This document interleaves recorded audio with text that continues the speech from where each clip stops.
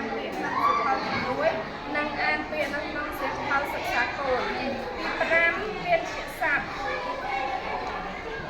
នៅក្នុងពាក្យជាសាស្ត្រមានការបញ្យល់ពាក្យនិងការតែងល្បះទី6ការអានល្បះនៅក្នុងការអានល្បះមានការអានល្បះនៅក្តារខៀន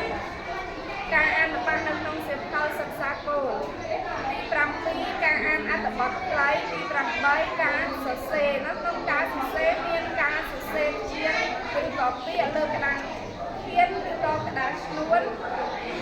ហើយការសរសេរជានៅក្នុងសិភៅសាស្ត្រនិងការសរសេរជាឬ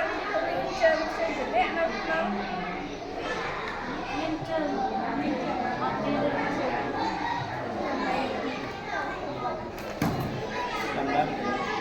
បាទអរគុណច្រើនទេដៃ